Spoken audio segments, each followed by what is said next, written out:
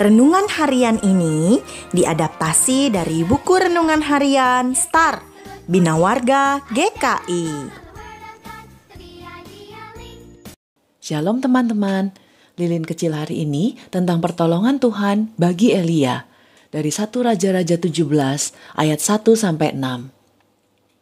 Elia adalah seorang nabi yang selalu mengingatkan bangsa Israel untuk selalu menyembah Tuhan dan bukan dewa Baal. Suatu ketika Elia bernubuat tidak akan ada embun atau hujan beberapa tahun di Israel. Tentu saja hal itu mengakibatkan terjadi kekeringan dan kelaparan.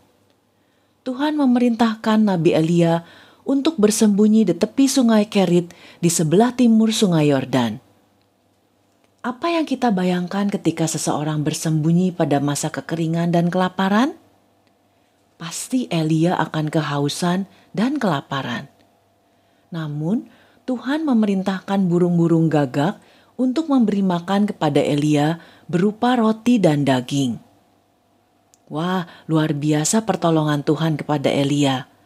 Tuhan mencukupkan kebutuhan makanan dan minuman bagi Elia. Teman-teman, apa kesulitan teman-teman saat ini? Teruslah mengandalkan Tuhan. Berdoa dan percaya bahwa Tuhan pasti menyediakan apa yang kita butuhkan sesuai dengan kehendak-Nya. Sungai dan burung gagak Tuhan pakai untuk menyelamatkan Elia dari kelaparan dan kehausan. Jadi, kita jangan meragukan kuasa dan pertolongan Tuhan ya. Apa yang harus kita pelajari untuk memupuk iman percaya pada pertolongan Tuhan? 1. Berdoa dengan baik. Artinya, doa kita harus sesuai dengan kehendak Tuhan. Selain permohonan, doa kita berisi pujian bagi Tuhan, ucapan syukur, mendoakan orang lain selain untuk diri sendiri. 2. Menjadi orang yang mau berpikir agar tidak mudah terpengaruh hal-hal yang tidak sesuai dengan firman Tuhan. Tidak asal ikut-ikutan teman, kalau tidak sesuai dengan firman Tuhan, jangan lakukan. 3. Mencintai dengan perkataan dan perbuatan. Ini adalah prinsip mengasihi.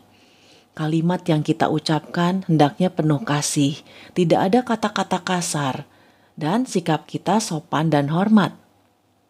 4. Terus belajar firman Tuhan. Rajin sekolah minggu, merenungkan lilin kecil, membaca Alkitab, dan bertanya jika kurang mengerti. 5. Berhubungan dengan Tuhan melalui ibadah, persekutuan, dan puji-pujian.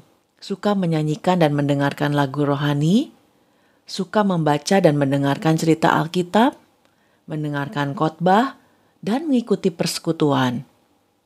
6. Pergi kepada Tuhan di saat-saat baik dan sulit.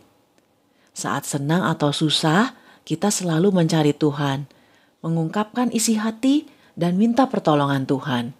Bisa juga bertanya kepada orang yang takut Tuhan, seperti orang tua, guru sekolah minggu, pendeta, guru di sekolah, pembimbing rohani, dan lain-lain. 7. Memberi untuk orang lain dengan murah hati. Artinya, kita menjadi saluran berkat. Selain meminta pertolongan Tuhan, kita juga mau menolong orang lain seperti teladan Tuhan Yesus. Ayat hafalan kita, Yesaya 41 ayat 13. Sebab aku ini, Tuhan Allahmu, memegang tangan kananmu dan berkata kepadamu, janganlah takut, akulah yang menolong engkau. Mari kita berdoa. Bapa di surga, ampunilah kami yang sering meragukan kuasa dan pertolongan Tuhan. Ajarlah kami Tuhan, agar mempercayakan seluruh kehidupan kami kepada Tuhan. Kuatkan kami agar kami percaya Tuhan sanggup dan berkuasa mencukupkan segala kebutuhan kami sesuai kehendak Tuhan. Terima kasih Tuhan Yesus, dalam nama Tuhan Yesus kami berdoa. Amin. Saya tidak meragukan kuasa dan pertolongan Tuhan. Sampai jumpa lagi teman-teman. Tuhan Yesus memberkati.